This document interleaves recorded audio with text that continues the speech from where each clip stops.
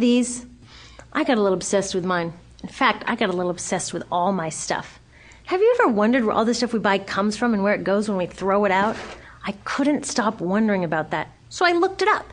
And what the textbook said is that stuff moves through a system from extraction to production to distribution to consumption to disposal. All together, it's called the materials economy. Well, I looked into it a little bit more. In fact, I spent 10 years traveling the world, tracking where our stuff comes from and where it goes. And you know what I found out? That is not the whole story. There is a lot missing from this explanation. For one thing, this system looks like it's fine. No problem. But the truth is, it's a system in crisis. And the reason it's a system in crisis is it's a linear system and we live on a finite planet. And you cannot run a linear system on a finite planet indefinitely. Every step along the way, this system is interacting with the real world. In real life, it's not happening on a blank white page. It's interacting with societies, cultures, economies, the environment. And all along the way, it's bumping up against limits. Limits we don't see here because the diagram is incomplete. So let's go back through. Let's fill in some of the blanks and see what's missing. Well, one of the most important things that's missing is people. Yes, people. People live and work all along this system. And some people in this system matter a little more than others. Some have a little more say. Who are they? Well, let's start with the government.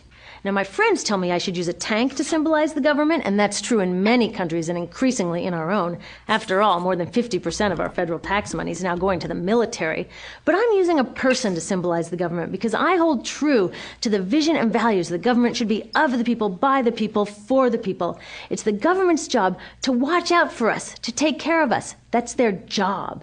Then along came the corporation. Now, the reason the corporation looks bigger than the government is that the corporation is bigger than the government.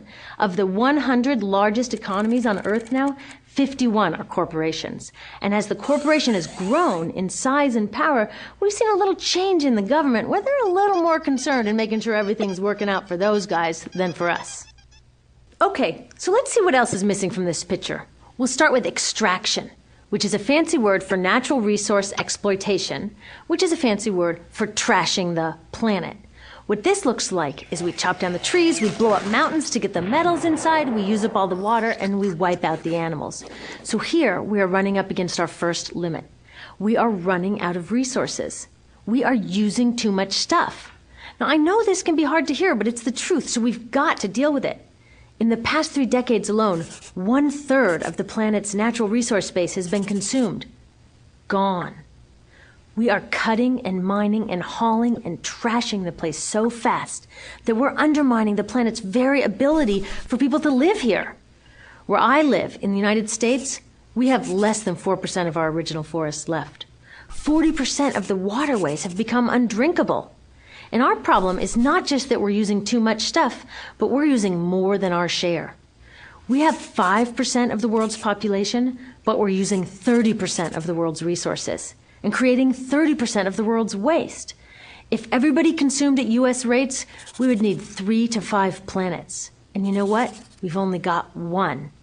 So my country's response to this limitation is simply to go take somebody else's. This is the third world, which some would say is another word for our stuff that somehow got on somebody else's land. So what does that look like? The same thing, trashing the place. 75% of global fisheries now are fished at or beyond capacity. 80% of the planet's original forests are gone. In the Amazon alone, we're losing 2,000 trees a minute. That is 7 football fields a minute. And what about the people who live here? Well, according to these guys, they don't own these resources, even if they've been living there for generations. They don't own the means of production, and they're not buying a lot of stuff. And in this system, if you don't own or buy a lot of stuff, you don't have value. So next, the materials move to production. And what happens there is we use energy to mix toxic chemicals in with the natural resources to make toxic contaminated products. There are over 100,000 synthetic chemicals in use in commerce today. Only a handful of them have even been tested for health impacts, and none have been tested for synergistic health impacts. That means when they interact with all the other chemicals we're exposed to every day.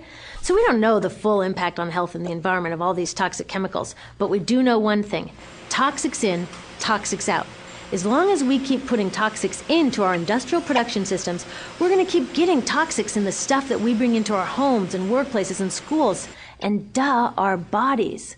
Like BFRs, brominated flame retardants, they're a chemical that make things more fireproof, but they are super toxic. They're a neurotoxin. That means toxic to the brain. What are we even doing using a chemical like this? Yet we put it in our computers, our appliances, couches, mattresses, even some pillows. In fact, we take our pillows, we douse them in a neurotoxin, then we bring them home and put our heads on them for 8 hours a night to sleep. Now, I don't know, but it seems to me in this country with so much potential, we could think of a better way to stop our heads from catching on fire at night. Now, these toxics build up the food chain and concentrate in our bodies. Do you know what is the food at the top of the food chain with the highest level of many toxic contaminants? Human breast milk. That means that we've reached a point where the smallest members of our societies, our babies, are getting the highest lifetime dose of toxic chemicals from breastfeeding from their mothers. Is that not an incredible violation? Breastfeeding must be the most fundamental human act of nurturing. It should be sacred and safe. Now, breastfeeding is still best, and mothers should definitely keep breastfeeding, but we should protect it. They should protect it. I thought they were looking out for us. And of course, the people who bear the biggest brunt of these toxic chemicals are the factory workers, many of whom are women of reproductive age. They're working with reproductive toxins, carcinogens, and more.